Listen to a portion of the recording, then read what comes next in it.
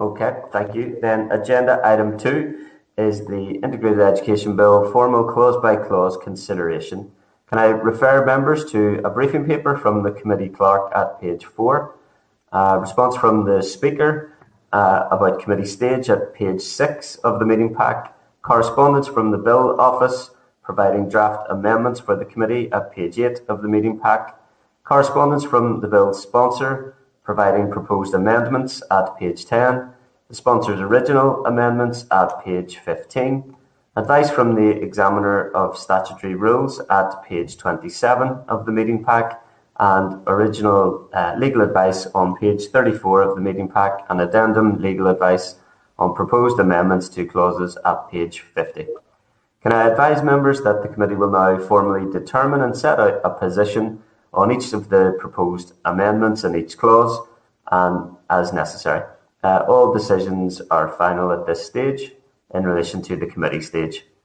Can I remind members that if the committee is not content with a particular clause, the committee can register opposition to the question that the clause stand part of the bill. This would ensure that the clause is debated at consideration stage.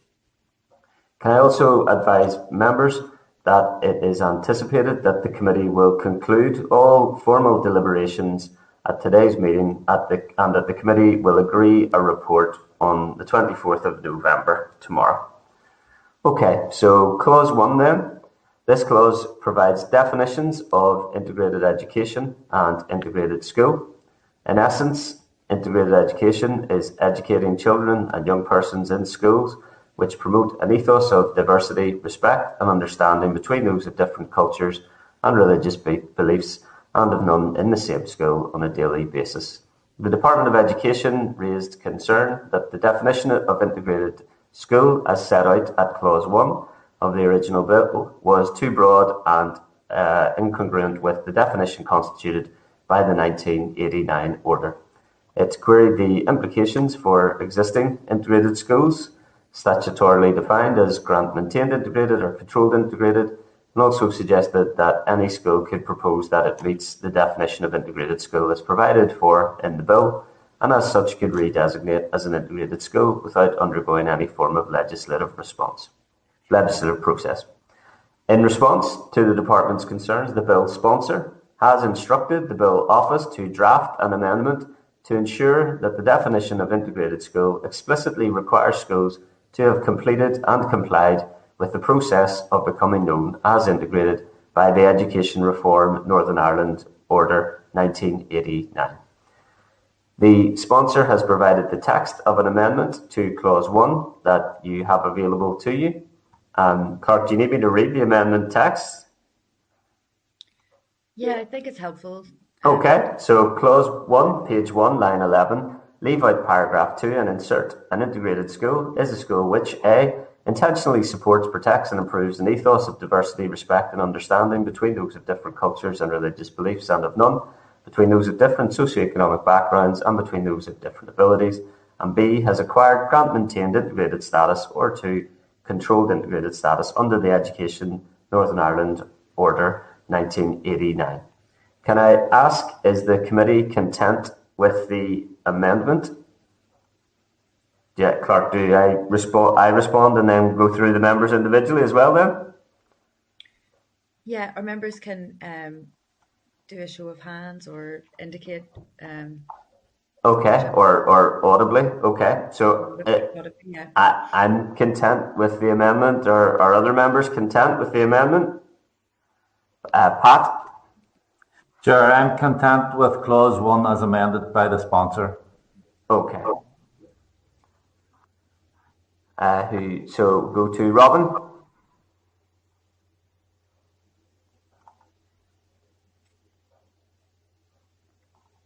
Sorry, not content, Chair.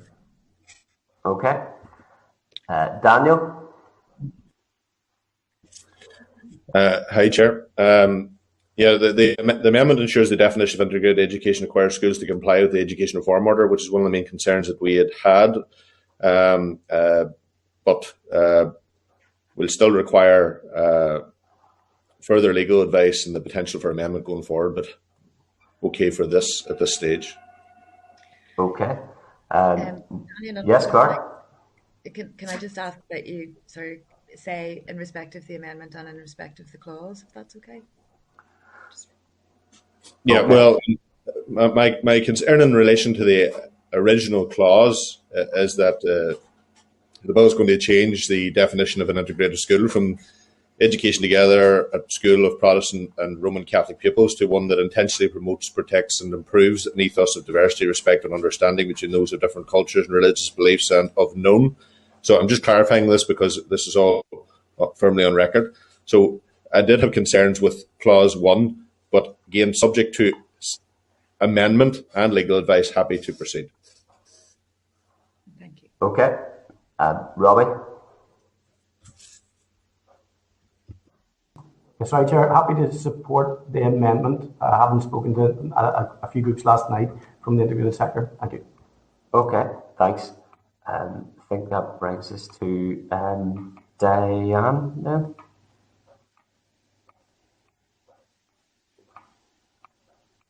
Sorry, Chair, not content with clause 1 as in the original bill and not content with the amendment. Thank you. Okay, if anybody wishes to elaborate on why that is the case, feel free to do so, obviously, given that clause 1 is effectively the definition of integrated education. Okay, Nicola? Thanks, Chris. I'm content with clause 1 as it's been amended by the sponsor. Thank you. Okay, then I think we have Harry. Or sorry, Justin. Justin, sorry, I didn't see you because the video wasn't on there. Apologies, Justin. Thanks, Chair. Content with clause 1 as amended, subject to legal advice. Oh, okay. Clark, do you need any clarification as to what is meant by subject to legal advice, given we've received all legal advice? I think that is a position just at the moment. Okay. As the Speaker advised, members can continue to inform themselves about the impact of amendments and the effectiveness of amendments right up to the consideration stage. So, I'm happy to record what members have said as the position. Okay, thanks for that. Then Harvey. Thank you very much, Chair. In respect to the clause and amendment, I'm not supportive and no discussion at this stage. Thank you. Okay, thank you. Okay, Clark, happy to record those positions? Yes, Chair. Yep, okay. Okay, we move to clause 2 then, Clark, yeah? Yes, Chair. I mean, a majority of the members are broadly in favour of Amendment 1 and Clause 1, and the others, if they wish to, could put down an opposition to clause maybe on a party basis. But it doesn't seem to me that that's the committee position just now, just to finalise clause 1 and amendment 1. Okay, so as you say, Clark, it appears that the committee is content with clause 1, subject to the proposed amendment from the bill's sponsor. Is that recorded? Yeah, okay. Yeah. Okay, clause 2. This clause, this clause sets out the purpose of integrated education. Humanists Northern Ireland have proposed an amendment to this clause, the stated purpose of which is to add a requirement for RE in integrated schools to be objective, critical, pluralistic, and to replace worship with inclusive assemblies, to bring RE in integrated schools into the general inspection framework and stipulate that it should be regularly inspected, and introduce a core syllabus for RE in integrated schools that is critical, objective and pluralistic and drawn up by a group involving representatives from the principal religious and non-religious belief groups in Northern Ireland alongside teacher representatives. So in effect, it's in relation to collective worship and RE curriculum. Clark, I think that's a set of issues that would be beyond the current bill that I'd be more than content to engage with substantively with Humanist Northern Ireland, but I don't think those amendments should go forward at this stage. That would be my position. I'm happy to go around other members. Pat?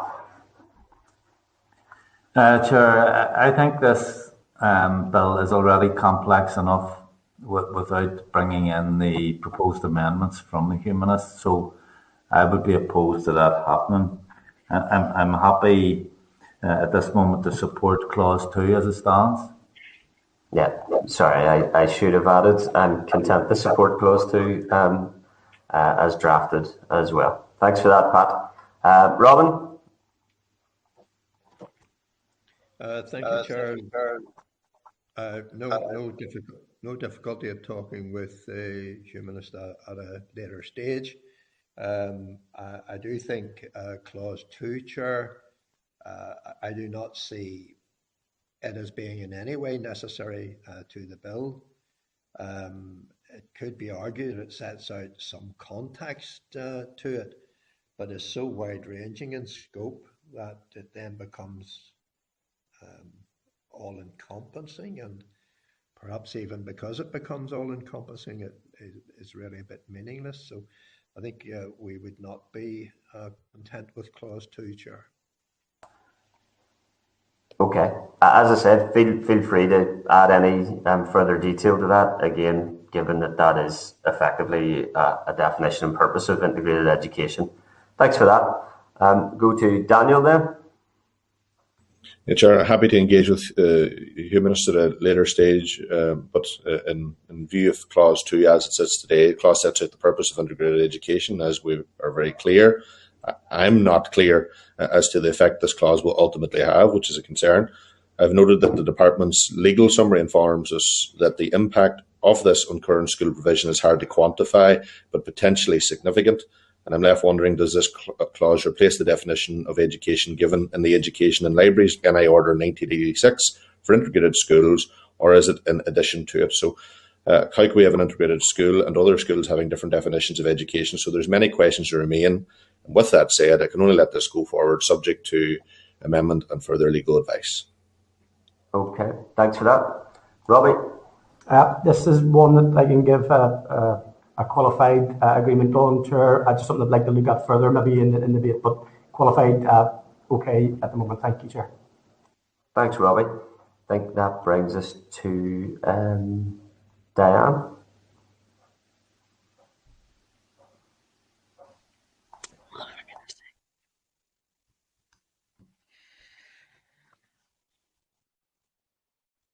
Diane, are you on mute, maybe?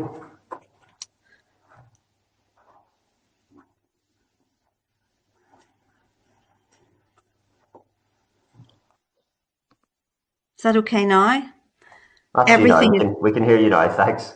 Everything is playing up here this morning. Clause 2, again, wide in its interpretation. It's a purpose clause, so it informs the interpretation of the rest of the bill. And therefore, I would not be content with it going through at this stage, and this would require significant advice. Okay, thanks for that. I think we come to Nicola then. Thanks, Chair. I'm content enough with Clause 2 as it was originally drafted, but I do think I'll not support the amendments from Humanists, but I do think that the committee should engage further with them. I agree. Thanks for that, Nicola. I think that brings us to Justin. Happy with the clause, subject to amendment and legal advice. Thanks, folks. Thanks, Justin. And then Harry. Thank you very much, Chair. In respect to Clause 2, wouldn't be content or supportive of it, and would feel it's unnecessary. Thank you. Okay, thank you.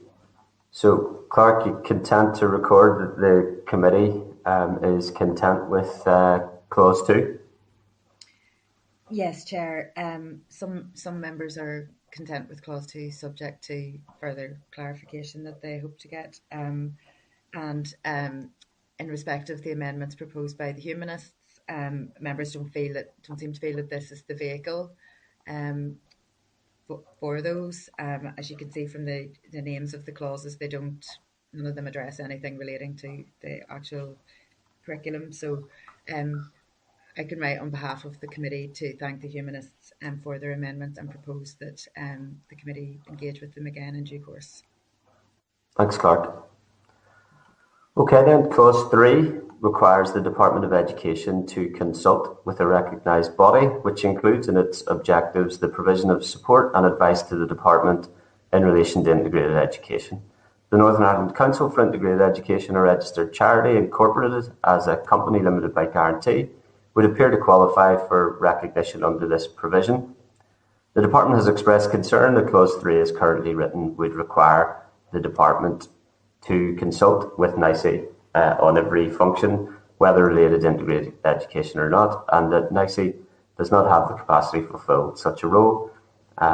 DE contends that it does not promote one sector over another and has suggested that the promotion of integrated education as set out by the bill could be over other sectors.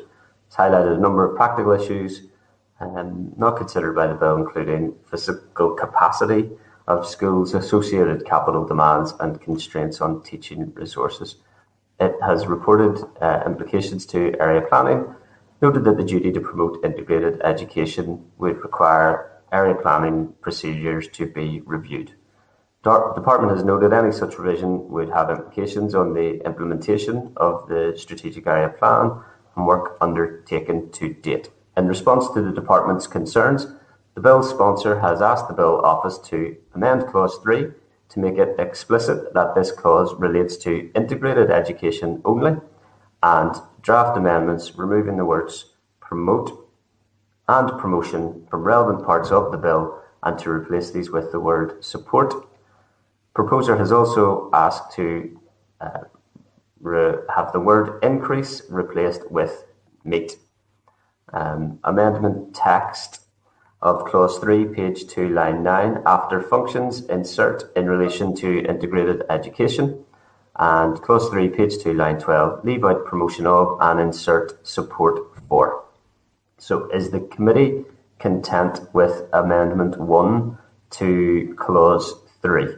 So, Clark, just to recap, that's the amendment that specifies this is in relation to integrated education only. Is that correct? Yep. Yes, Chair. Okay. I am content with the amendment 1 to Clause 3. Pat? Chair, there are two issues here. First of all, the word support in place of promotion. And I know it's defined in Clause 5. Pat, could I pause you for a second? And I'm trying to deal with just Amendment 1 at this stage, which is just in relation to integrated education. Amendment 2 deals with promotion of and support for. Are you content with, in relation to integrated education, Amendment 1? Okay, I went in reverse order there. I'll go back to the first amendment. It's probably something that needs redrafted. If you look to the legal advice on the amendments, in regard to Clause 3, Clause 3 is meant to substitute a reference to support instead of promote. However, the purpose of Clause 3A is merely to identify the consultee. It is not a reference to a duty on the department. It might be preferable simply to repeat the text of Article 64.2 of the 1989 order. So the department would need to consult with anybody which has as an objective the encouragement or promotion of integrated education. So it would be useful, I think, to have a further conversation with the proposer of the bill about redrafting that particular clause. Okay. And just, do you want me to go on to the second amendment? Maybe I'll deal with that in relation to integrated education, given that's the start of the clause and before we get to promotion and support, because that's obviously a fairly significant aspect of it. Okay. Although, Robin, this might be prompt. Are you content with Amendment 1 to Clause 3? I think the difficulty, Chair, is that these amendments are whichever amendment they come to is made, and within whichever clause it's made, it has implications for the various other. They are interlocking, and I think in terms of the legal advice, which the position of the department, which you read out, sir, expressing concern about Clause 3. Indeed, it also is the department's position is also supported by the legal advice that we received. The legal advice was that the view of the department on the extent of the consultation duty seems to me to be correct. So we would have concerns, Chair, also about it also runs contrary, I think, to various other aspects. So at this stage, I suppose not content, Chair. Okay, thanks, Robin. Come to Daniel in relation to Amendment 1 to Clause 3, which, just to reiterate, is after functions insert in relation to integrated education. Daniel? Hi, Chair. Yeah. So similar to what others have said in terms of concerns, we have expressed for some time concerns about the original draft. The department is obliged to consult NICE about the exercising of its functions in every instance about everything, and this includes all development proposals. The department has no such duty in any other sector. We've rehearsed all that. The department has informed us that NICE would not have the capacity to do this. It is also unclear as to what part or parts of education this applies to. So is it primary or post-primary only, or does it relate to preschool? If it does, has the bill implications for social services and playgroups? The suggested amendment provided restricts the consultation to integrated schools only, but doesn't address the issue of what parts of education this particularly relates to. So I can only let this go forward, Chair, similar to the other pieces, subject to further legal advice and the potential for amendment. Okay. Robbie? Oh, sorry, Clark, come in, yep. Obviously the committee won't have time now to have further legal advice before the end of the committee stage. No, this will be something that the SDLP will have to take forward before consideration for the Assembly, because we're limited in time at this stage. So, even further to that, the legal advice we received suggests taking out the clause altogether, as it has no effect. So, you can't get any more blunt than that. But we'll seek further advice in relation to it, and we will amend as necessary going forward. Thank you. Thank you. Thanks, Daniel. Robbie? Chair, could I just... Robin?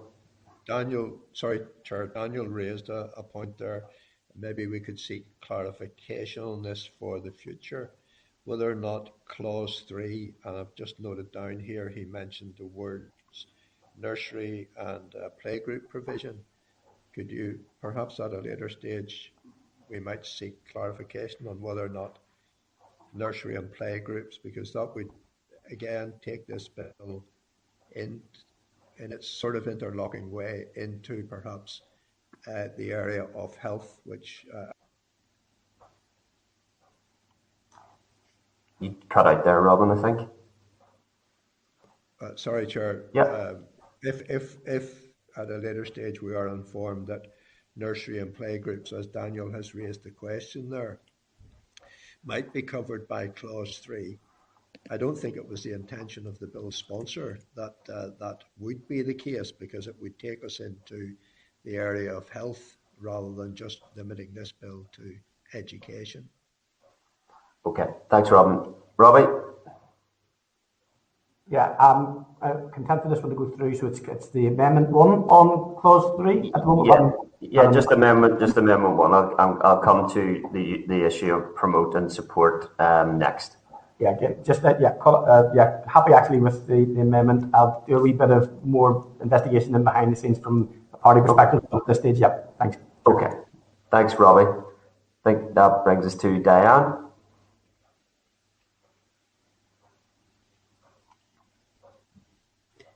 Chair, the same position as Robin Okay. on this one. Thank you. Thank you. Thanks, Dan. Nicola? Thanks, Chair.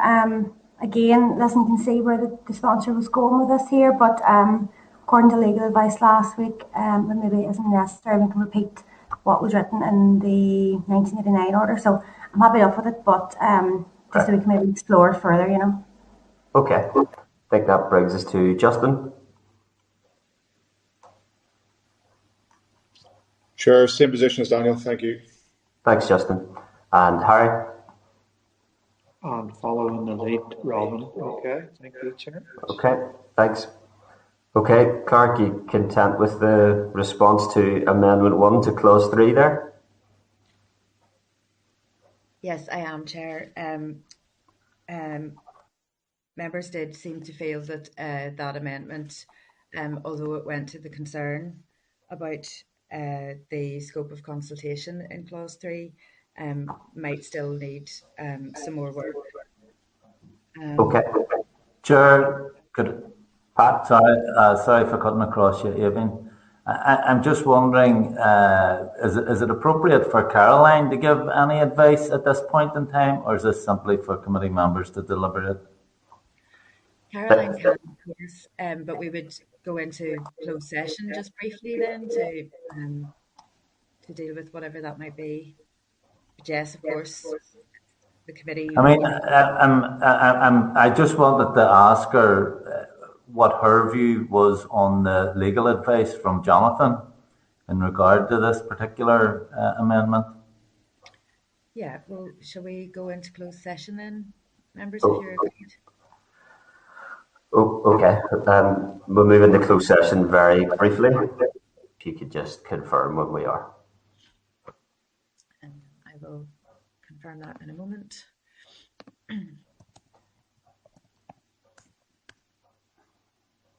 Do you need to summarise what we've agreed on Amendment 1, Clark?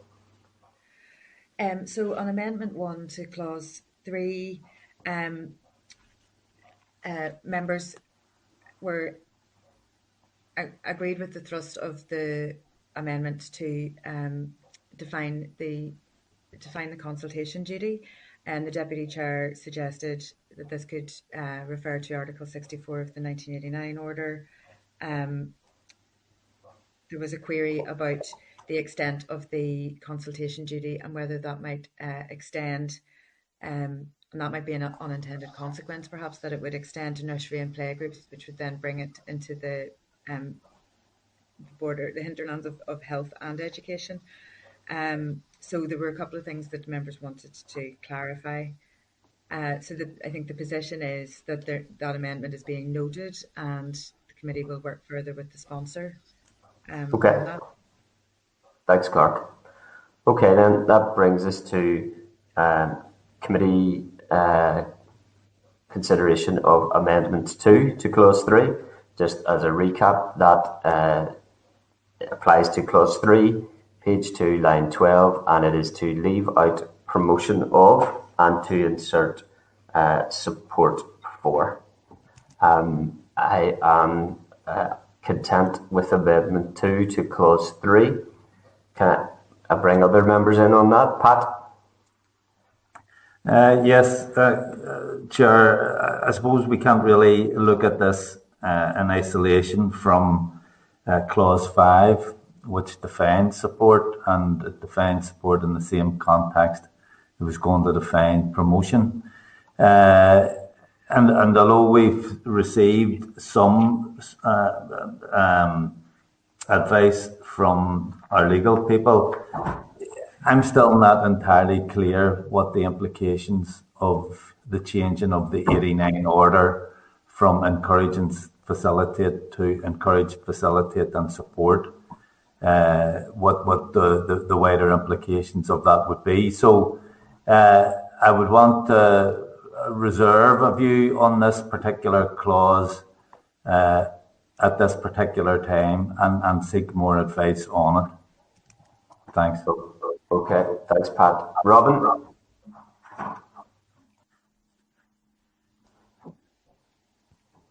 Sorry, Chair. I We have concerns also for the word support, and in substituting for promote, and we don't think it really makes any difference to the overall bill. It's a massive uplift. But sorry, I hear what the deputy has said there, Chair. Okay, sorry, I just lost you for a moment there, Robin. So have you got a concise response there in relation to Amendment 2? Sorry, I might have missed you. Yeah, sorry, Chair. We have concerns with the word support as well. I note what the Deputy Chair has said there in terms of further legal advice on the matter and his reference. Yeah, okay. Okay, so concern in relation to support for integrated education and then the wider issues on Clause 5. Okay, thanks, Robin. Can I bring in Daniel, please? Yeah, Chair. We're a bit unclear as to what is intended by or what is meant by the supports. Again, subject to further legal advice and potentially amendment. Happy to proceed.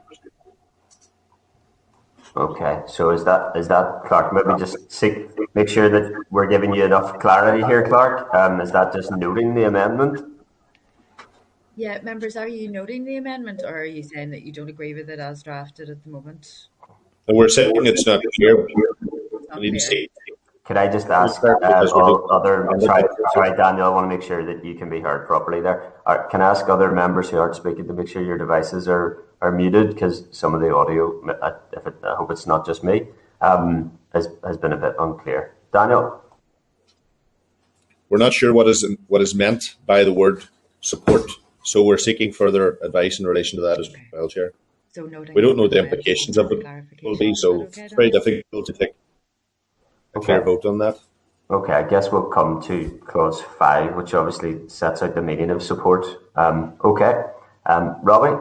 Yeah, Chair. You can take mine from sort of 3 in the second amendment and then through clauses 4 and 5. If we can get a clearer and more agreed definition of support, but we need that clarification of the definition of support. As it's stated at the moment, don't have confidence in it. But if we can get a clear definition, then I have no issue with the clauses. But we need that clear definition that we can agree, Chair. So it's okay. Noted at the stage. Thank you. Okay. Can I bring in then Diane? Yes, thank you, Chair. Essentially, again, the same as everybody else, since we don't know what support is, and it must be read in conjunction with all the other clauses of the bill, particularly Clause 8, for example, and I think it's 8D. So, yes, would express grave concern about that and lack of any kind of clarity on what that would mean. Thank you. Okay. That brings me to Nicola. Thanks, Chair. Listen, I'll note the amendment for now. Again, I can see where the bill sponsor was going with it, but following the legal advice last week, there's still some concerns around it. So I suppose just want to seek clarity on that as well. Thanks. Okay. That brings me to Justin. Absolutely in support of integrated education, Chair. Just the word support in this context, awaiting legal advice like others. Okay. Can I bring in Harry, please? Okay, and thank you, Chair. On not approving of it, I mean support, promote. I feel like too much the same thing and defined enough. Thank you. Thanks, Harry. Okay, Clark, is that enough information for you to record? Yes, Chair. Thank you. Okay. That moves us to Clause 4 then, Clark, yeah? So the substantive, just Clause 3, whether the committee is in favour of Clause 3 as drafted, Chair? Okay, so I'm content with Clause 3 as amended. I think other members were suggesting that they were well, there were members that were content to note, subject to further advice. And I think there were other members who were not content. Do you need any more than that, Clerk? No, but broadly, I think members are content to let clause 3 go forward. Yes. Yeah, I think that's fair. Ongoing discussion. Okay, thank you, Chair. Agreed. Okay. Clause 4 then. This clause amends the Education Reform Northern Ireland Order 1989 to include a duty to promote integrated education as well as encourage and facilitate it, and amends the Education Act Northern Ireland 2014 so as to require the Education Authority to encourage, facilitate and promote integrated education. Can I refer members to the sponsor's proposed amendment further to engagement with the Education Committee, amending promote to support throughout the bill. And the text of the amendment is first at clause 4, page 2, line 18, leave out promote and insert support. And clause 4, page 2, line 23, leave out promote and insert support. The question is the committee content with Amendment 1 to Clause 4? As someone who was open to promote, I am content with support. Can I bring in other members at that point, Pat? Yes, Chair. I would raise the same caveat as in the previous clause. The issue here is what would the wider consequences be of changing the 89 order? The Article 64 of the 89 order itself gave integrated education and Irish medium effectively a bit of a leg up because of the disadvantaged position they had historically. And that's entirely fair in my view. I would just like to know how much the inclusion of the term support in Article 64 would increase that advantage. Would it increase it to an extent that there could be litigation? The department and the EA would end up in, I've said previously, interminable court action trying to defend this. So caveats around the term support. Thanks. Okay. Thanks, Pat. And I should have probably paired Amendment 1 and Amendment 2 for Clause 4, given that they're identically leave out, promote and insert support. And I come to Robin, please. Thanks. Thank you, Chair. And we don't see that. The department has expressed considerable, significant concerns about the impact of the bill and the fact that it goes well beyond the point of integrated education, and the Deputy Chair has referred to an example there. I think the impact is magnified by the drafting that serves to create conflict within its own clauses and with existing legislation. And it reiterates that the department reiterates that the independent review of the education is the appropriate means to consider an effect change in education rather than this bill in this clause. We don't see, Chair, that the amendment from Kelly from promote to support does mitigate any of this duty in changing promoting to support. It seems to us that it places a legal duty to an uplift in both policy and financial management for integrated education above all sectors, much as the same as has been said by the Deputy there. So I think we're not supportive of the word support, Chair. Okay, so not content with the amendment to promote integrated education to support integrated education in that context. Okay, thanks, Robin. Daniel? Yeah, thank you, Chair. Again, to share concerns of previous members that have spoken, there has been considerable concern shared in relation to this particular clause, and it has been shared quite strongly by the Department of Education in particular. Obviously, in the original clause of the drafted bill, clause 4 adds the duty to promote, as already outlined. These proposed duties, as expressed previously, are far-reaching, and this, in practical terms, the Department of Education and legal advice have informed us would lead to integrated education being provided at the expense of other sectors, which has raised concern. Legal advice also suggested that substituting another word for promote will have little effect if Clause 5 is not changed too, especially 5b, which relates to providing places to meet demand while ignoring the demographics of an area of the number of spare places in existing schools. So these two clauses, read in conjunction with Clause 7, presumes that all new schools will be integrated or very far-reaching, and the Department has drawn to our attention the need to protect the public purse in this regard. So we're conscious of that. So such a position gives cause for concern, Chair. That's very clear. We have reiterated that, but I can only let this go forward further to legal advice and the potential for amendment, and absolutely for amendment in that regard. And when you go to Kelly's amendment, it replaces the word promote with support. As members have outlined, there's very little difference in relation to it in Clause 4 and increase and meet in Clause 5, which when we get to Clause 5, I'm a wee bit more happier with that than I am with what's outlined in Clause 4. So to summarise all of that, Chair, we'll go forward, but it'll be subject to further legal advice on these matters and the potential for amendment from the SDLP. Okay. Thanks for that, Daniel. Robbie? Yeah, thanks, Chair. Subject to amendment and further clarification, I think we can't ignore the advice we've been given from the Department, and other sectoral bodies have been unanimous in terms of their concerns around this clause. I think with further clarification and possible amendment at the next stage, then there may be some value in it, Chair. Okay.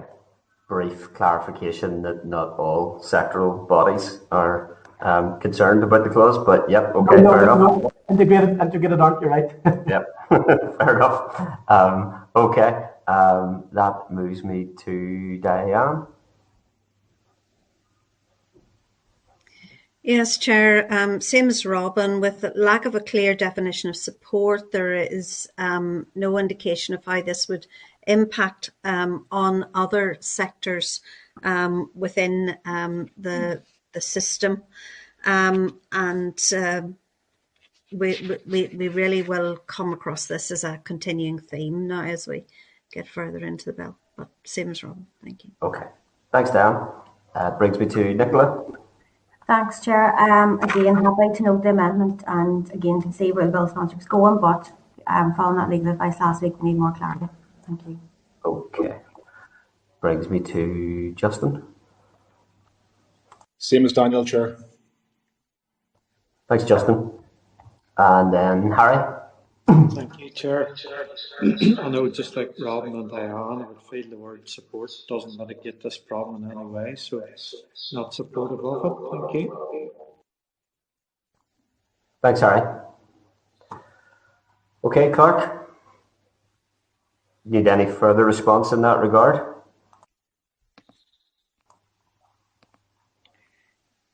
So members are have quite a lot of reservations on that one, on the issue of promote and support, but it doesn't seem that members want to oppose this provision. No. Okay. I feel like that's accurate, yeah. If anybody disagrees with mine or the clerk's understanding, feel free to let us know, but I think everybody's made their position fairly clear there. And we're taking sorry, Robbie, go ahead. Could the clerk just maybe read over that again? I just had to literally go to my door there and I didn't hear it. My apologies. No problem.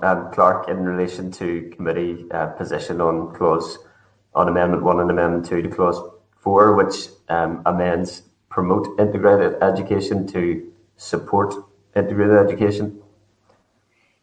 Yeah, Robbie, I was just saying that members do have a lot of reservations about these amendments, but they're not going so far as to oppose the substantive Clause 4 and the amendments. They're still open to continuing to work with the sponsor on those, as I understand it. Okay, Robin? Perfect. Yeah, I mean, there's some of these are summary responses to a certain extent. You know, people have noted, some people have noted grave concern. I've noted I am content with amendments, but I think that's a fair summary position, Clark. Okay. Sorry, Chair. Robin? Yep. Yeah, Chair. Just for clarification, members are obviously have major concerns. I don't, but some do. Yep, go ahead. Some members have major concerns about this clause, and I don't think it can be read in isolation. I think it has to be read with 5 as well. I think I agree with you there, Robin. That'll get us into a wee bit more of the nuts and bolts of it as well. Yeah. Yeah. So I wouldn't want the clerk to sort of, downplay the concerns of the members generally on this clause. Yeah, as I say, Robin, it's obviously a bit of a summary position. The summary position doesn't reflect, referring to grave concerns doesn't reflect my position either. So we're looking for summary, and obviously your position has been set out clearly there as well. Clark, do you want to respond to Robin as well there? Right, Chair. Surely in the response from the committee, we should note the range of concerns, not just a summary of concerns. Yeah, I think that will be done. Yeah. Yeah. So I think there is a range. Certainly, some of the decisions are members are in favour of the provision. On all of the responses so far, there has been a group of members who are not in favour and have major concerns and do not agree, and that is a minority of the committee. And then I think in between, Clark, just to clarify that, I think in terms the most extreme position that you can take is to oppose a clause, and I think that's what I was commenting. Chair. Sorry, Clark, go ahead. Yeah. The third element of the committee position is people who are in favour of the direction of travel but are not, that's subject to further work or clarification or advice.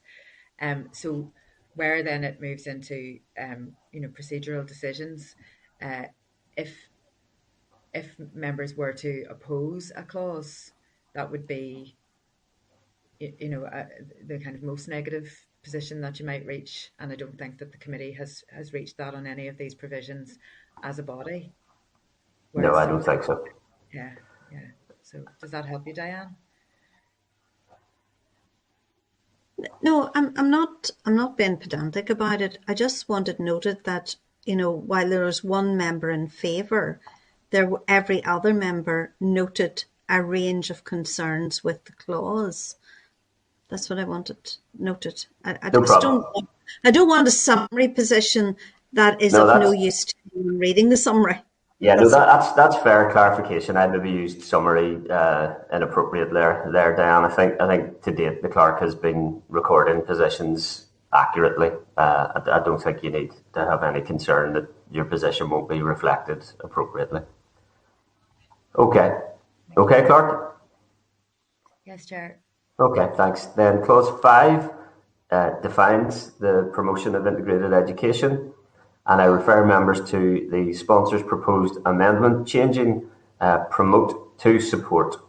Text of the sponsor's amendment for clause 5, page 2, lines 25 reads, leave out the promotion of and insert support for. Clause 5, page 2, line 26 reads, leave out increase and insert meet. There also is the text of a committee amendment that I have proposed in clause 5, page 2, line 29, which is after 2, insert aim to.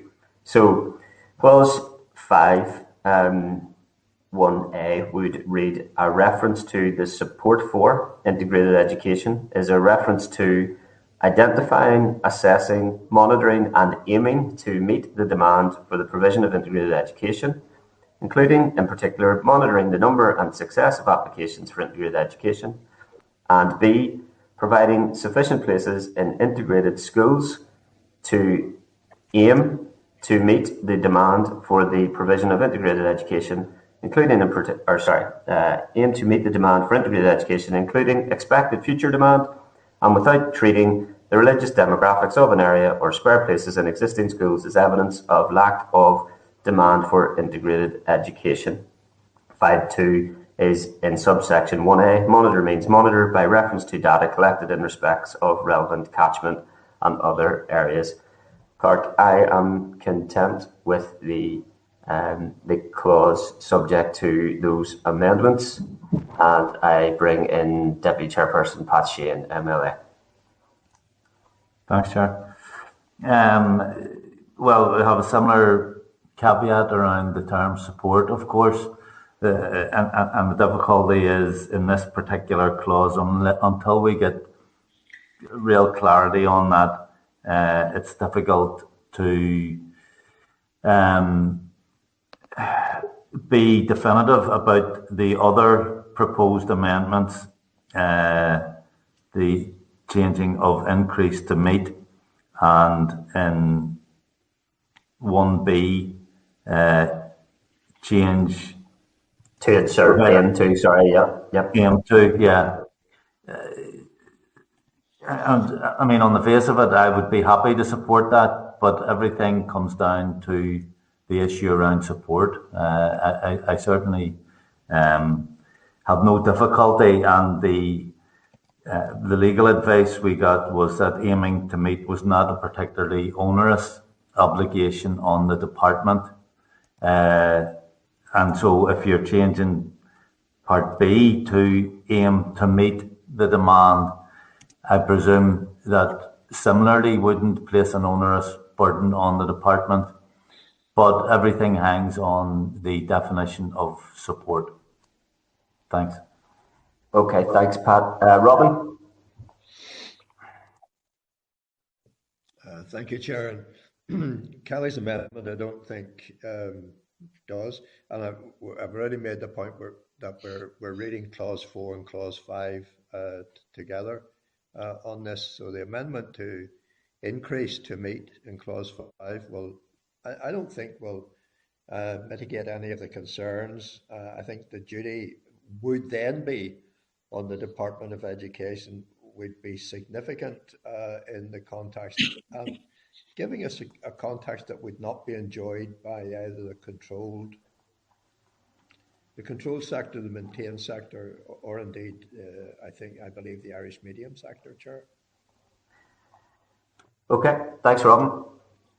Bring in Daniel.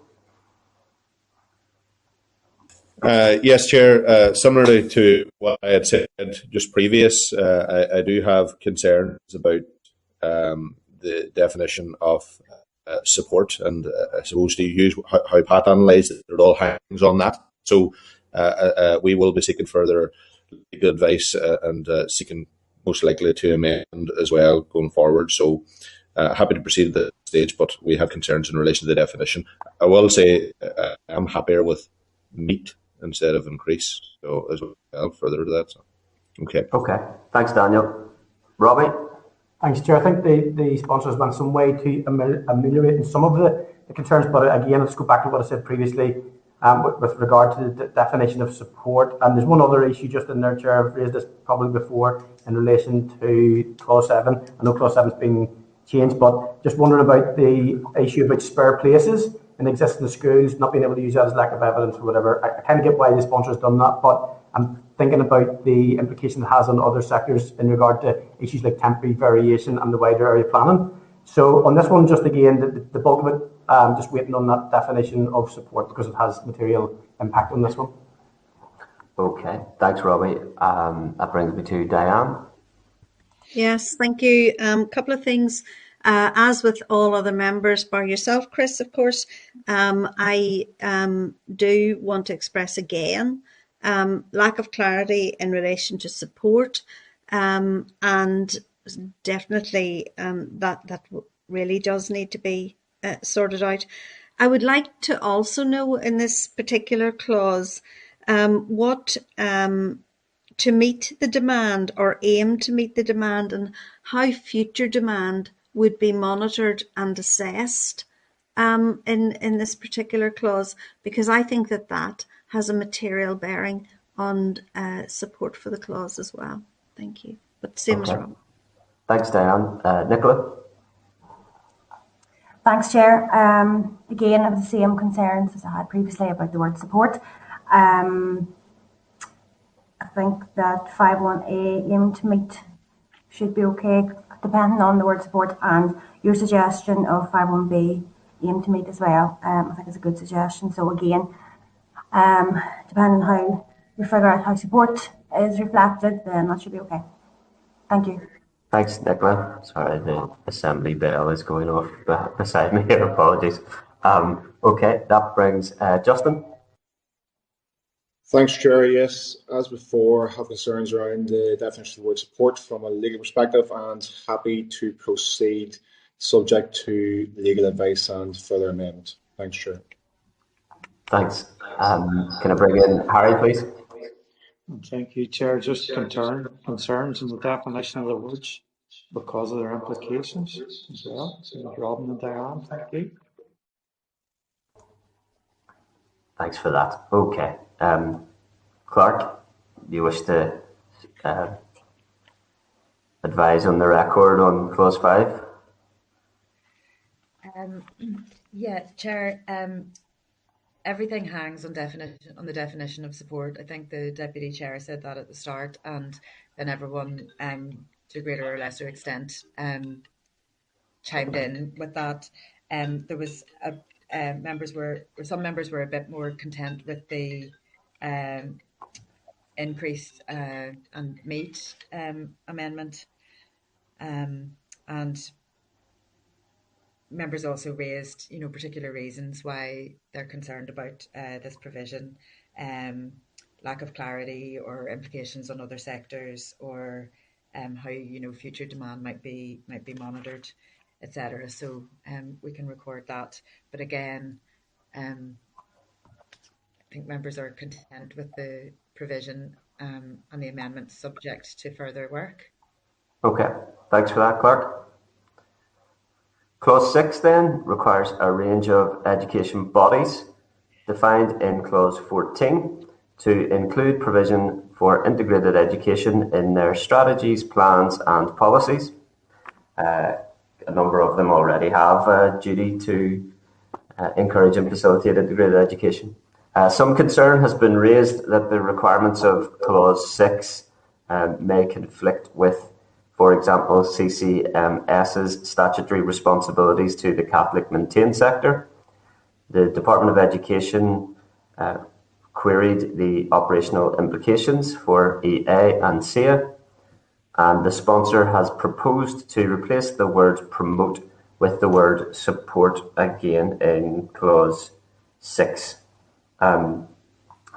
Okay, so the question is the committee content with clause 6 as drafted, subject to the proposed amendment from the bill sponsor?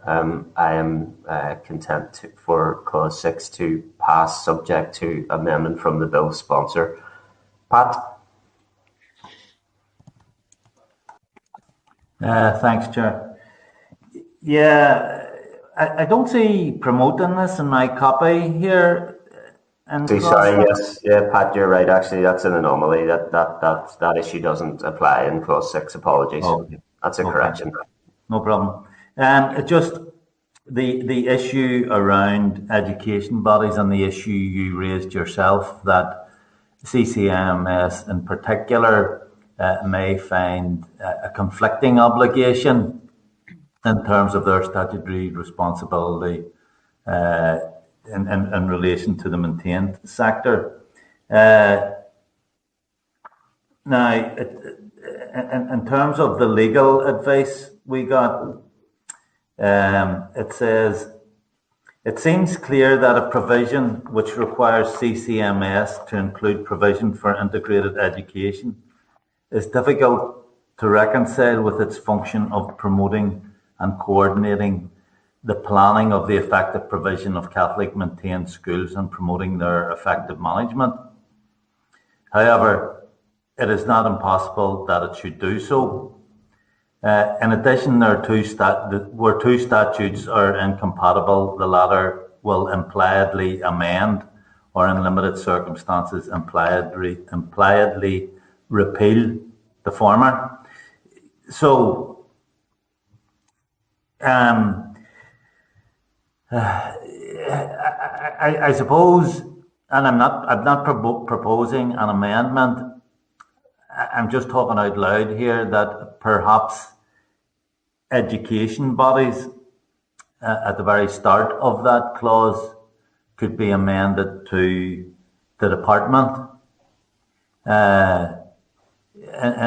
that case, and I mean, I'm suggesting an amendment without having any sort of legal advice on what the implication of that would be. So, I have reservations about this particular clause, we were with CCMS yesterday, and while they have some responsibilities in relation to the integrated sector, the concern is that this would increase whatever responsibilities or obligations they have. So, I mean, in principle, I would be in favour of this clause if it was changed to the department and that the advice reflected that it was a duty only on the department. So, I mean, that's as much as I can say. That's okay. That's fair enough, Pat. Need for further work and have some constructive suggestions in that regard. Thanks, Pat. Yeah. Robin?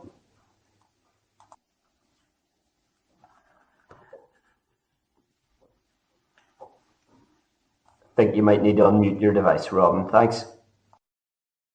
Sorry, Chair. I sat in on the meeting with CCMS yesterday, and having listened to them at the committee as well, and I think the legal advice that was offered to us indicated that, I'll quote the words, "It seems clear that a provision which requires CCMS to include provision for integrated education is difficult to reconcile with its function of promoting and coordinating the planning of effective provision of Catholic maintained schools." And obviously we all know that all of our schools, or the majority of our schools, take part in a number of shared education projects. But I do feel, Chair, that this is the writer of the bill is silent on how CCMS might be intended to deliver its core statutory functions for the maintained sector, for which it is funded, alongside a requirement to include a provision for integrated education at the same time. So I think there's a big conflict there, which indeed the legal advice to the committee highlighted, Chair. Thanks, Robin. Bring in Daniel at that point, thanks. Hey, Chair, yeah. So just by way of summary of where we're at, this places a duty on other named education bodies to promote integrated education, including CCMS and SIA. So the legal advice that we have all received has informed us that the EA would have major problems providing an open and transparent area planning process under the circumstances.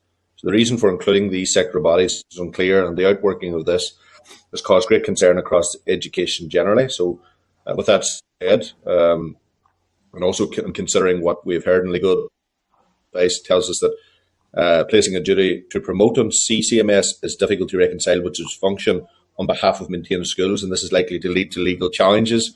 So the legal advice also suggests that the committee would be well advised to amend the bill to avoid it. So with that said, Chair, I'm happy to let this go forward, but subject to further legal advice and potential for amendment. Okay, thanks for that, Daniel. Robbie? Yeah, I would have. This one here is starting to make me quite rocky, so I would have liked if I had had more time to even think what a potential amendment would be. I know Pat had, the deputy chair, had offered one up. Obviously, I think SIA have been pretty silent on this, and that's where I have a concern that the duty would be on SIA. I'm not too sure what the duty is for any other sectoral body to have that facility with SIA, and that could potentially be a conflict. So, in the context of where it is at the moment, I couldn't possibly support it. Um, at this stage, possibly content with an amendment, but I'd just be clear that it would not be going through in the current form that it is, Chair. Okay, thanks for that, Robert. Clark, I think you're muted. Could I actually take us into closed session for a very short break, if okay, Clark? You're on mute, but if you could, Pardon, sorry, no Chair. problem. If you could just called me on Teams, so no problem. If you could confirm when we're in closed session there, just for a very brief break to speak to members, that would be great. Okay, just give me a moment. Closed. Okay, then if I go to Diane in relation to clause 6, please. Thanks.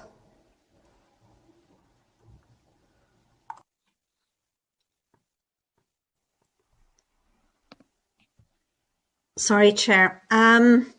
So clause 6, I think is very, very problematic, and I would be against it as it's currently drafted. And it also indicates to us, from advice that we have received, that even though this bill will alter the nature of the work that CCMS or other named bodies would have to do, that the subsidiary legislation would be subject to significant legal challenge. Okay. Thanks, Diane. Nicola? Thanks, Chair. I am content with the clause to proceed for the minute, but again, it does need additional work and just based on what people said already. Thanks, Nicola. Justin? Same as Daniel, Chair. Thank you. Thanks, Justin. Harry? No, Chair, not content with the clause. Thank you. Okay. Thanks, Harry. Clark, content to note those positions? Yes, Chair. There's a similar range again. Okay. Thank you. Clause 7 then, members, establishes a presumption. In the original bill, Clause 7 establishes a presumption that new schools which are proposed to be established should be integrated schools. The Department raised concern that Clause 7 does not take into consideration the development process or any such requirements for the establishment of a new integrated school, including the opportunity to consult with parents and other stakeholders. Queries have been raised as to whether the clause extends to new schools only or whether amalgamations fall within scope. The Department of Education has also suggested that by preventing the Department from considering the religious demographics of an area or spare spaces in existing schools, the bill prevents the Department from having regard to the choices made by people living in an area, including those influencing their choice of school. The bill's sponsor, further to engagement with the Education Committee, indicates that amendments will be proposed to address these concerns. So the sponsor amendment text for clause 7, page 3, line 6 is to leave out paragraph 2 and insert in subsection 1, new school means any new grant-aided school established under the development proposal process, but does not include 2 or more existing schools that have amalgamated to create a new school, an existing school that has significantly changed in character or size, or an existing school that has relocated. The committee was concerned at difficulties that seemed to arise with amending clause 7 satisfactorily and asked for the wording to oppose stand part. Clause, okay, so the wording. Okay, Clark. Yep. Yeah. Just to explain, the wording for opposed stand part was provided by the bill office, just in response to a query from the deputy chair. Okay. And then there would be a consequential amendment to clause 12. So there are two elements in clause 7, and one of them was proving difficult to amend. That was about the rebuttable presumption. Okay. So that's clause 7.1. Yeah, and clause 7.2. Okay. So clause 7.2 is about where the committee wanted to define what kind of a school it was that the presumption would be about, and that's what the Spencer's amendment is for. So Pat had asked for the opposed stand part wording in case there wasn't an admissible solution. Okay. But it's very hard to dictate the like of that at the at this stage of the process. So. Okay, so I'm content with the amendment to paragraph 2 to leave out and insert the text that I read in terms of the clarification around the meaning of new school, and I'm conscious that further work is required for 7.1 to be admissible. Okay, I'll bring in Pat at that point. Yeah, Chair, this is probably one of the most problematic clauses in the bill. And the proposer herself has acknowledged that her amendment doesn't cut the mustard. So, I mean, definitely opposed to the amendment as it stands here in 7.1. 7.2 also has difficulties in some of the language it uses. So, for example, the term development proposal process is not terms that are used in the education orders. They would be terms used by educationalists, but they're not the language that's used in the orders. So there may be some issues around that, but this clause in general, I mean, in principle, I understand what the proposer is saying in paragraph 2 of clause 7, because in her original draft, new schools weren't defined. So under the current legislation, an amalgamation is considered to be a new school. So there are difficulties with this clause in general. I'm not sure, and again, I would take advice on this. I'm not sure whether this clause can be amended satisfactorily or not. So I suppose what I'm saying is I have grave concerns in general around this clause, Clark. Thanks. Thanks, Pat. Okay, Robin. Thank you, Chair. And I suppose the deputy used the word problematic. I would maybe use the word unfair in terms of aspects of this bill. I note that the amendment, and it's a new school, means a new grant-aided school established under the development process. But indeed, Chair, we are now at the stage where the independent review of education, and that independent review is already taking up evidence.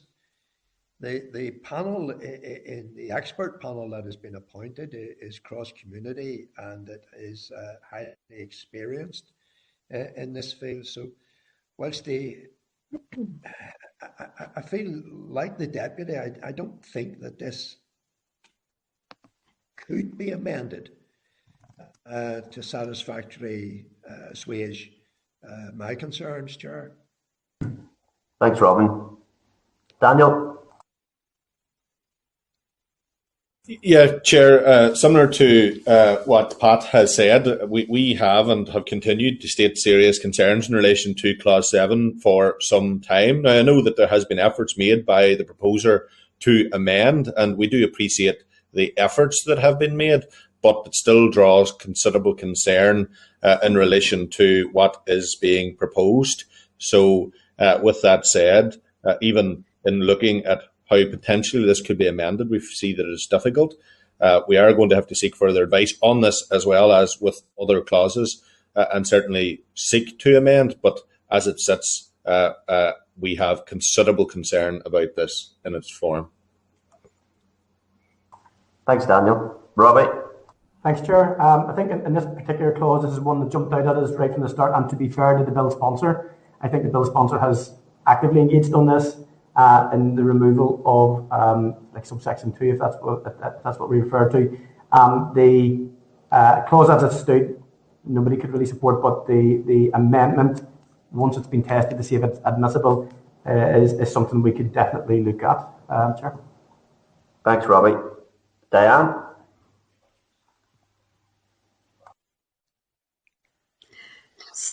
Thank you, Chair. No, I won't be supporting Clause 7. I think that Clause 7.1 particularly sets the default system for education for the future for Northern Ireland at the integrated status, and will be unfair to other sectors within the system.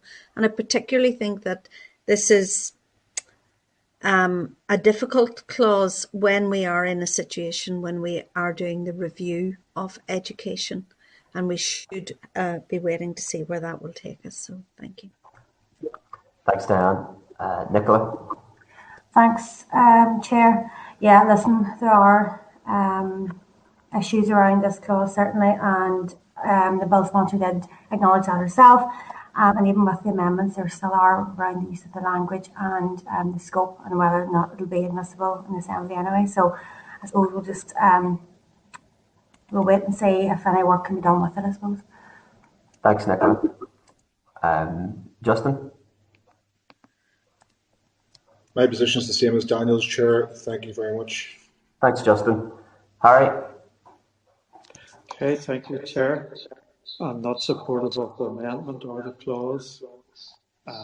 Reasons just never would be happy with one sector being treated better than another. And I do believe parental choice is important. Thank you. Thanks, Harry. Okay. So, Clark, obviously concerns in relation to Clause 7 and open acknowledgement further to substantive engagement with us from the sponsor, that further work is needed. So are we content to note those concerns and the clause passes subject to an admissible amendment being found? Significant further work there needs to be done, I think it is acknowledged by all. Yeah, it did seem that members weren't minded to oppose this clause, but to continue to work with the sponsor to try to find an acceptable amendment. Is that the case, everyone? That's my take. To report back again, I am opposed to this clause as it currently stands. Yeah, and that's been my take on most of the clauses. Yeah, Robin want to come in as well. Yeah. You say Robbie or Robin? Robbie? Sorry, was that Robbie? Apologies, that was Robin. Yeah, no Robbie? Yeah, thank you. Yeah. So just on this point, and we've been given some advice in and around that the amendment may not be able to be taken. So this is a point for the clerks, if that's all right. So I think there's certainly, if the clause was as it was standing, there would be no support for it. If it goes through to the next stage, I take it then it doesn't form part of the bill if no amendment can be found and it's voted against. It just, it doesn't then absolutely require an amendment. So if an amendment wasn't forthcoming, it's obviously you just don't accept it at the next stage.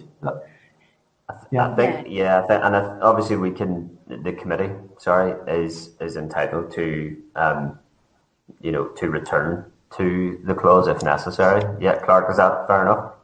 Yeah, the opposed stand part has the same status as an amendment. So if at any point any of you should decide that you really can't make any headway with amending this clause, you can go to the bill office and table an opposition to clause 7 standing part of the bill.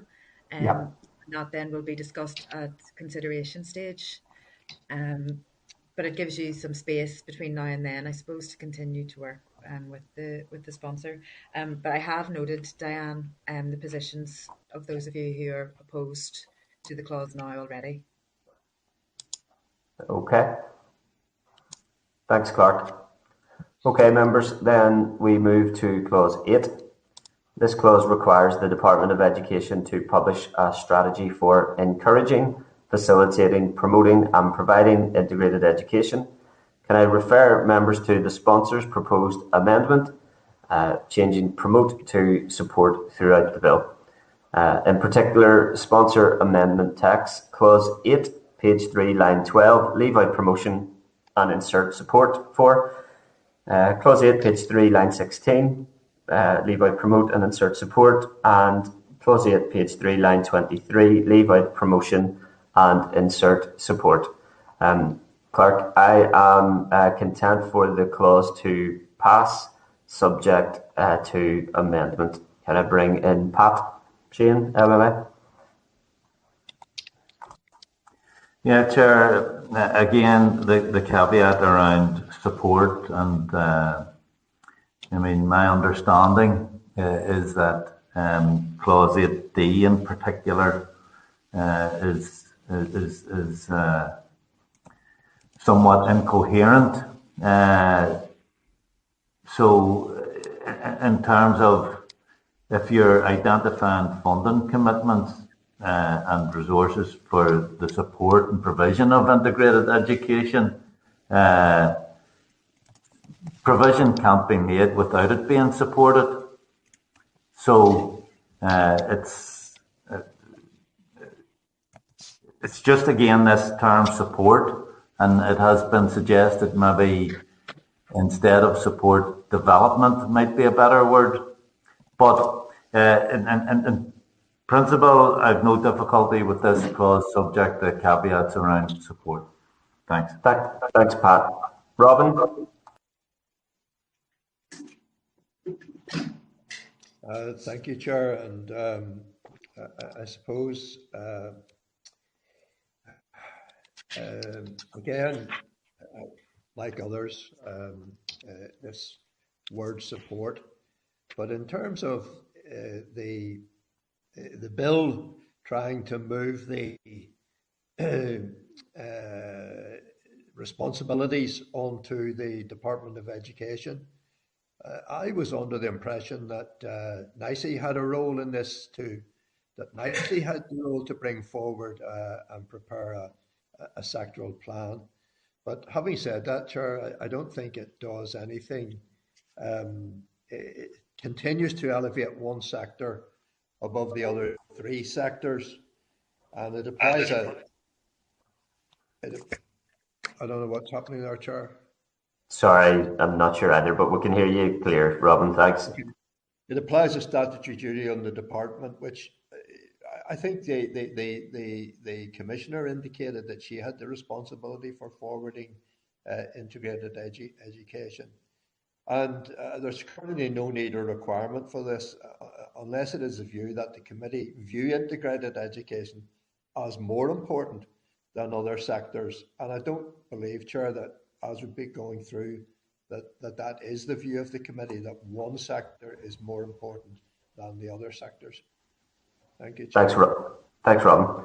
I'm not sure supporting an integrated education strategy would say that you regard the integrated education sector is more important than other sectors, but point made, point taken. Let me bring in Daniel, please. Thank you, Chair. So Clause 8, our interpretation places a duty on the Department to prepare, publish, maintain an education strategy for the encouragement, facilitation, promotion and provision of integrated education. The advice has clearly told us that the financial consequences of this are potentially so great that the department will not be able to meet them from its budget allocation. We all know how difficult the public finances are, particularly around education at present, and that is a worrying bit of advice. The department has also suggested that the duty to promote integrated education already rests with NICE, and that was my understanding. And once again, the advice presented to us as a committee in relation to this clause is worrying. I can only let this go forward further to legal advice and the potential for amendment. And also, Chair, just to draw attention to a point that has already been raised, paragraph 61, changing the word from promote to support is subject to the same problems as set out in paragraphs 25 and 26. So if in paragraph 8.2d, it would be better to change the word support to development to avoid expenses that must be met. And I think that's been suggested in a number of sessions to date. So with all that said, and the many considerations given to this and the implications of it, can only let this go forward, Chair, subject to further legal advice and the potential for amendment going forward. Thanks, Daniel. Robbie? Thanks, Chair. The concept of it, the integrated education strategy, no issues with that. Obviously, the word support, as we've referenced previously, needs to be bottomed out. I do agree with the Deputy Chair with regard to 8.2d in particular. I think there may be implications here in and around area planning and impact on other educational sectors if we don't get a better definition of support and the implications for that. Prepared to note the amendments as they are so far in terms of the word support, and we'll look at it again and just note this, Chair, if that's okay. Okay, thanks, Robbie. We move to Diane.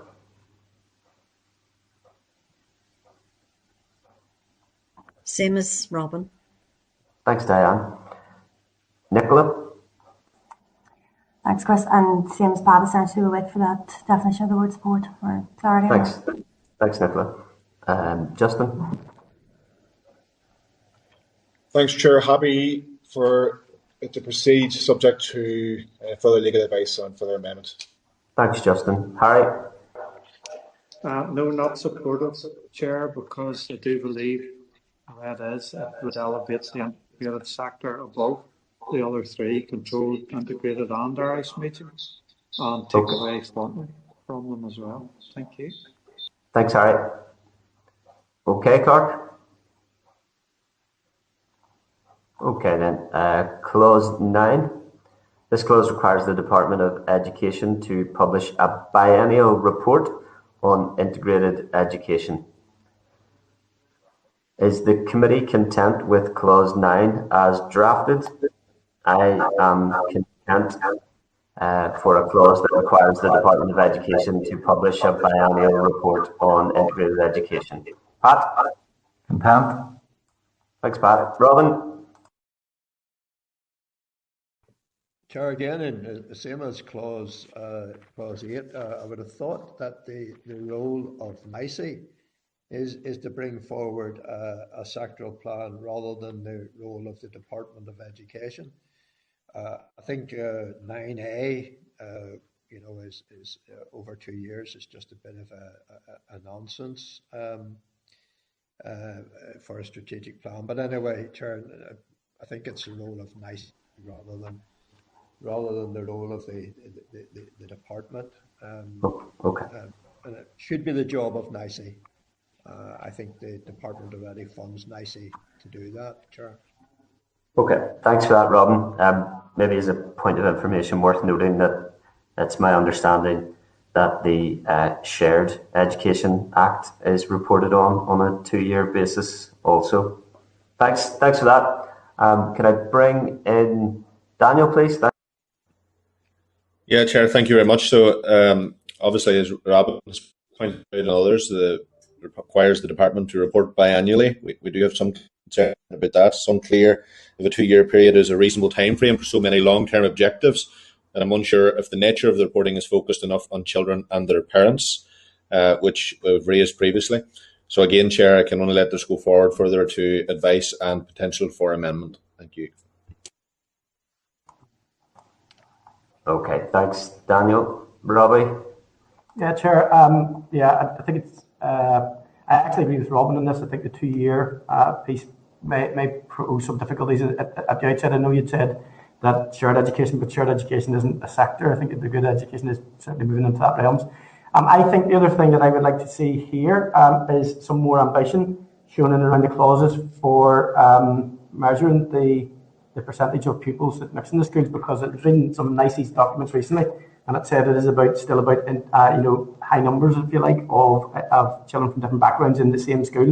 And I see nothing in this report which is actually promoting an ambition within integrated education to push that further. But at this stage, yeah, I'll put it through subject to amendment, Chair. Okay, thanks. Robbie, interestingly found out yesterday that at one point in time there was consideration being given in the Shared Education Act to categorising an integrated school as a shared education provision. Just so it was interesting, something to come back to maybe. Thanks for that, Robbie. Okay, can I bring Diane in, please? Yes, same as Robin.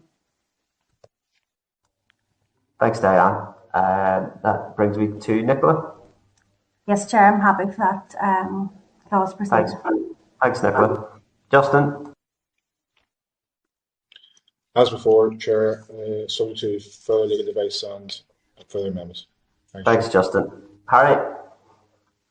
Thank you, Chair, and follow Robin's lead there. Comments follow on from clause 8. Okay. Thank you. Thanks, Harry. Okay, Clerk, then clause 10 requires the Department of Education to make regulations supplementing the provisions of the bill. Subsection 2 sets out a list of particular matters that may be covered by the regulations.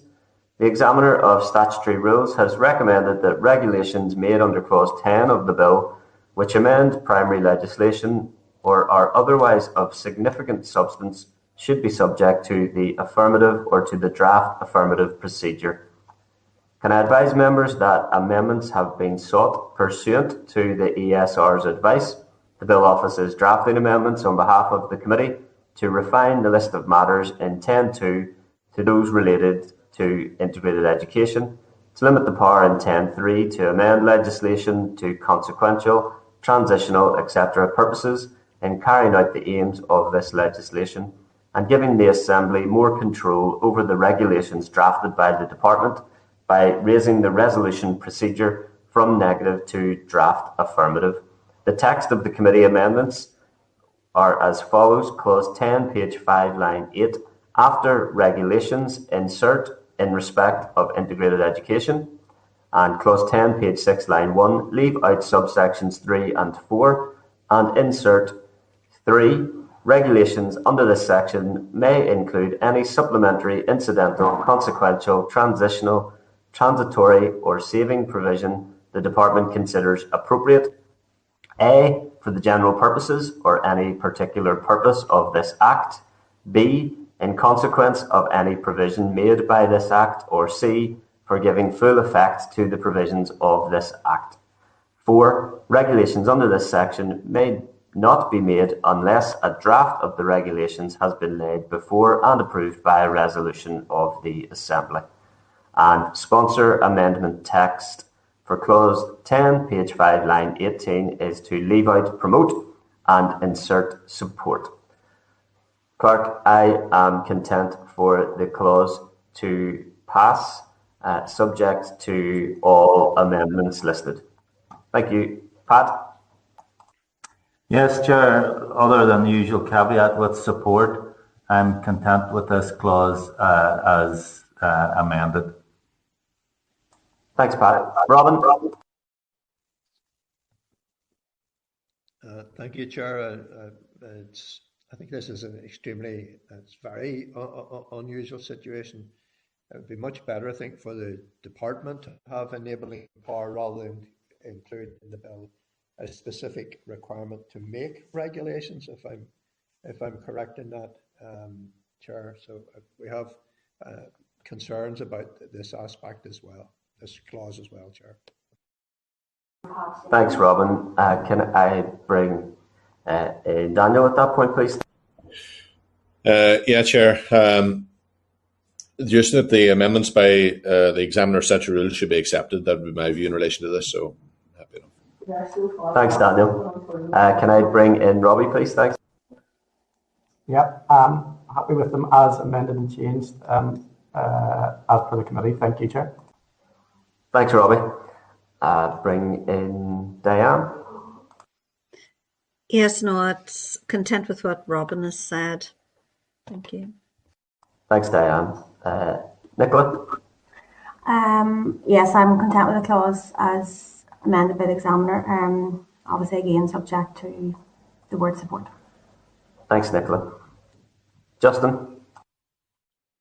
Chair, like Daniel, and also subject to further legal advice and further amendments. Thanks, Chair. Thanks, Harry. Sorry, thanks, Justin. Bring in Harry. Okay, thank you, Chair. Just think it's unusual for a bill to provide the power to make supplementary regulations, so just follow Robin's lead. Thank you. Against. Thank you. Thanks, Harry. Okay, Clark? Yep, thanks. I think you're on mute, by the way, Clark, in case you want us to hear you. I've noted the range of views there, members. Thank you. Thank you. Thanks, Clark. Okay. Clause 11 allows the Department of Education to give guidance about the implementation or application of provisions of the bill. Pursuant to the Examiner for Statutory Rules advice, the Bill Office has been asked to draft an amendment requiring that the guidance is laid and published for transparency and to improve the legal effectiveness of the legislation. The committee amendment text, therefore, would, at clause 11, page 6, line 9, insert at the end 1A, the Department of Education must A, lay the guidance and each revision before the Assembly, and B, publish the guidance in such a manner as it considers appropriate. I am content for the clause to pass as amended. Clark, bring in Pat. Yes, Chair, thanks for that. The Department raised concerns around this, that the reference to any other public authority with functions relating to education creates a wide requirement for circulation of guidance and has the potential to include, for example, health and social workers. And there would appear to be agreement with that in from some others who have advised us. So it may be the case that this particular clause would need amended so that the authorities to whom the guidance should apply should be more narrowly defined. That's just a suggestion. In principle, if that were incorporated, I would have no difficulty with this clause. Okay, thanks, Pat. Robin? Thank you, Chair.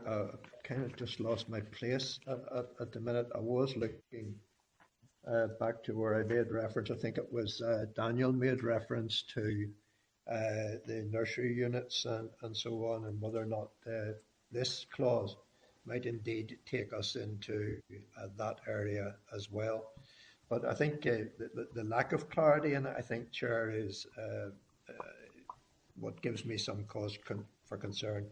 And I do believe, Chair, the Department is already providing guidance on these issues. So why are we why are we covering this in a clause within the bill? So thank you, Chair. Thanks, Robin. Can I bring in Daniel, please? Thanks. Yeah, Chair. I'm content with 11, subject to the amendments by the Examiner of Statutory Rules, which we believe should be accepted, and also probably the scope of this bill may reflect on social services in clause 11.2. The purpose of clause 11.3 is uncertain. So, as with all other things, can let it go forward subject to further those amendments being accepted. Thanks, Daniel. Robbie? Yeah, subject to revision and amendment, Chair. Content to let go forward. Thanks, Robbie. Diane? Content with Robin's explanation. Thanks, Diane. Nicola? Thanks, Chris. I'm happy for it to go forward, but with work to be done on it. Thanks, Nicola. Justin? Like Daniel, Chair, thank you. Thanks, Justin. Harry? Thank you, Chair. Just as Robin, the Department already provides guidance on these issues. Thanks, Harry. Okay, thank you. Thanks, Harry. Okay, Clark. Clause 12 then. Clause 12 makes consequential amendments. The Deputy Chairperson identified the need for an amendment to 12.3, consequential to the sponsor's proposed amendment to Clause 7, and the committee amendment text therefore would read Clause 12, page 6, line 22, leave out subsection 3. I'm content for the clause to pass, subject to the committee amendment, Clerk, and I'll bring in Pat. Yes, Chair, subject to that amendment, I'd be happy enough for this to go through. Thanks, Pat. Robin? Thank you, Chair. So we've removed subsection 3. That's right. Yeah.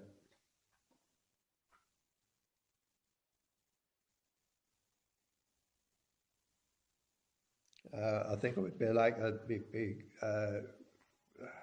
prudent of me to actually, in terms of reading that without subsection 3, Chair, to actually take legal advice on it and how it stands, Chair. Thank you. Thanks, Robbie.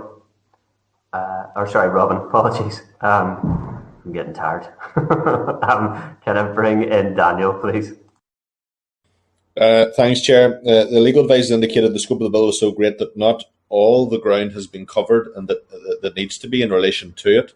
Also, the department has advised us that cross-references need to be amended and there are significant gaps in the articles which are a concern. So again, Chair, as previously stated, I can only let this go forward further to legal advice and absolutely potential for amendment in this regard. And, you know, the advice we received also sets out the revisions that may be amended or might not, including reference to Protestant and Catholic pupils in particular. Thanks, Daniel. Robbie? Yeah, thank you, Chair. I'll just have to take note of this one. I do think that the consequential amendments haven't fully been bottomed out at this stage. And again, as I've said before, I suppose what this bill does is it shows a lack of ambition for educating Protestant children together in my eyes, and these consequential amendments sort of speak to that a little bit. So I'll note them at the moment, Chair. Okay. Thanks, Robbie. Bring in Diane, please. Yes, just the same as Robin. Thank you. Thanks, Diane. Nicola? Yes, Chris, I'm happy enough with the clause as it's been amended for now, anyway. Thanks, Nicola. Justin? Yes, Chair, subject to further legal advice and potential to amend. Thank you. Thanks, Justin. Harry? Thank you, Chair. And again, same as Robin, that's all. Seems a bit confusing. Thank you. Thanks, Harry. Okay, Clerk. Clause 13 defines education bodies and lists definitions found elsewhere in the bill. Is the committee content with Clause 13 as drafted? I'm content for Clause 13 to pass as drafted for now, Clerk. Pat? Content? Robin?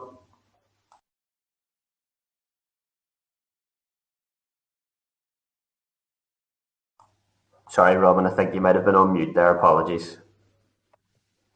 Sorry, Chair. I think this clause is lifted and edited from the Shared Education Act without recognising that there is a difference from shared education and integrated education, that they stand differently, each obviously with their own merits. So I suppose we would have a wee bit of concern about that. If I'm right, Chair, that straight lift and what it might mean in the longer term. Thanks, Robin. Daniel?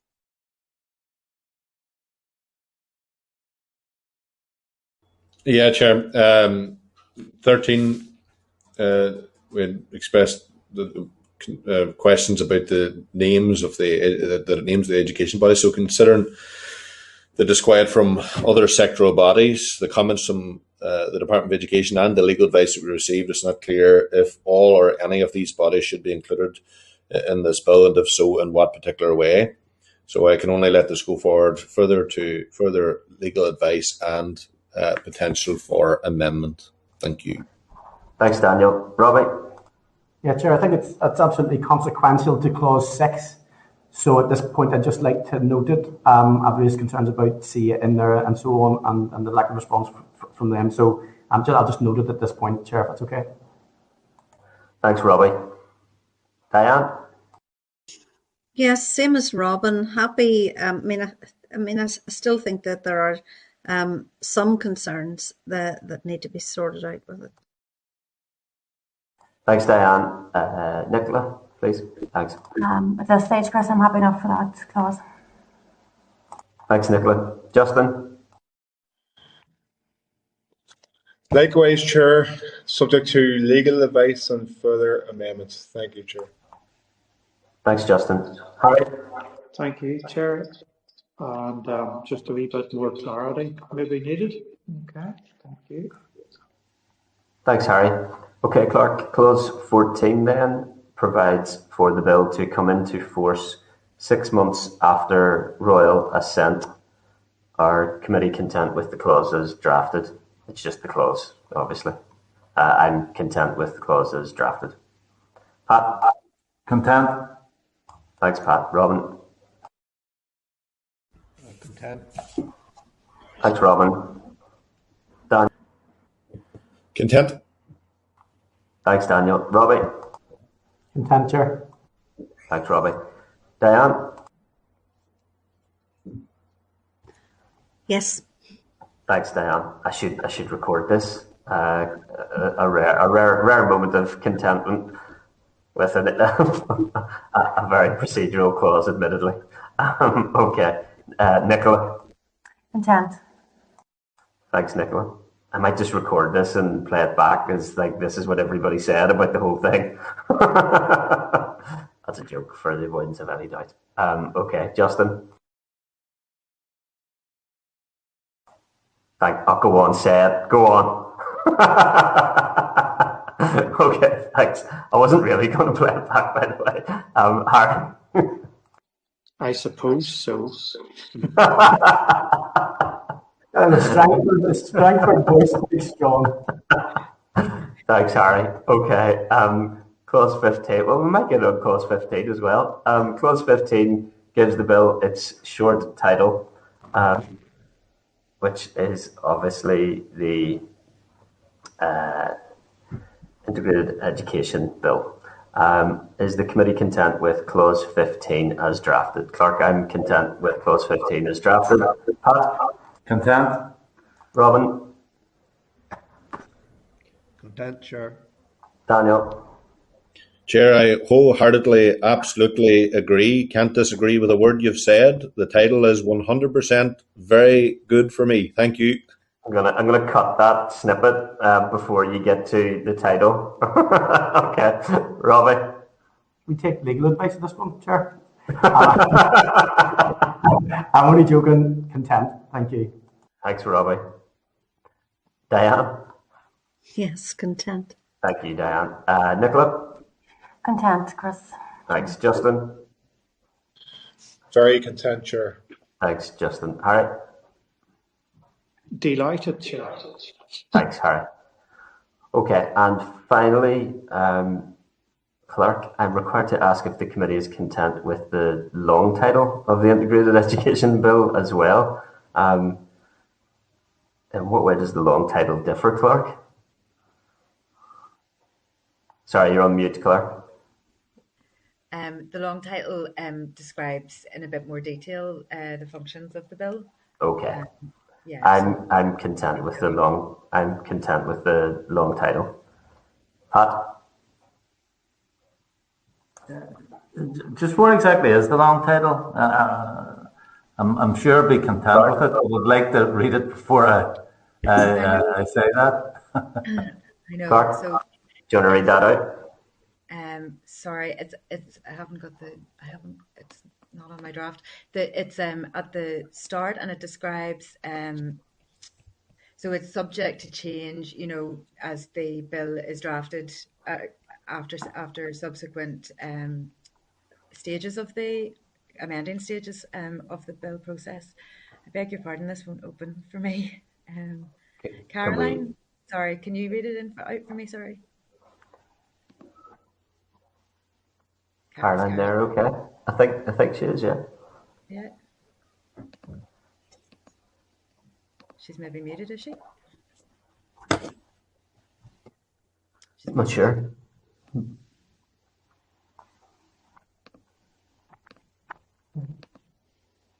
Sorry, I'm having just a technical glitch with that. That's okay. Sure, we're almost done once we can access this.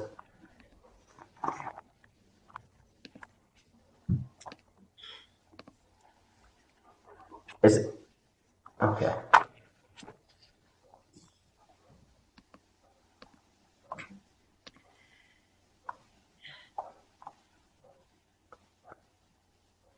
Yeah, so currently it says a bill to make provision about integrated education and for connected purposes.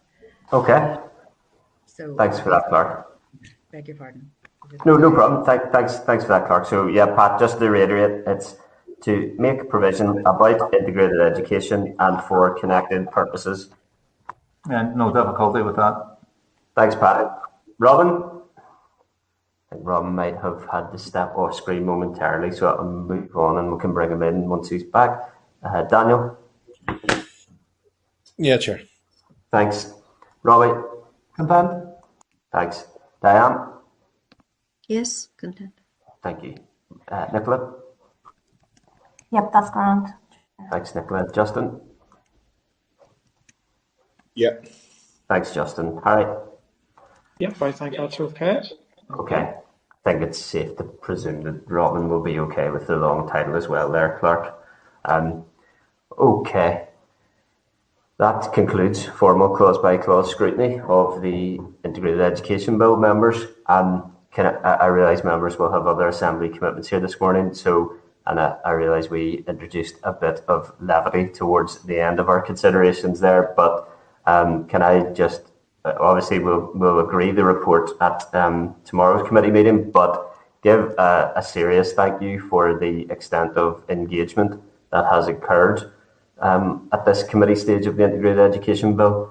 Clark, if I'm not wrong, I think the committee stage has probably been 100 days worth of engagement with a wide range of stakeholders and various people and bodies, including the proposer of the bill. So a very sincere thank you to all members for their engagement, extensive engagement on this committee stage. I think we had 4 sessions last week. And we'll have at least 2 plus this week. So thank you, sincere thank you. People have different positions, and the bill passes to consideration stage for further substantive and robust engagement with it. I hope our commitment in terms of the committee stage was to give a fair wind. I hope the Assembly can say that we've performed our role in that regard. So thank you. Any other members want to make any final comments before we close? I'd just like to say thanks, Chair, and special thanks to Evie for her patience. Thank you. Agreed. Harry, that's a timely thank you to the committee staff for the extensive work that goes into facilitating committee stages. Clark, anything else you need from us at this stage? No, Chair.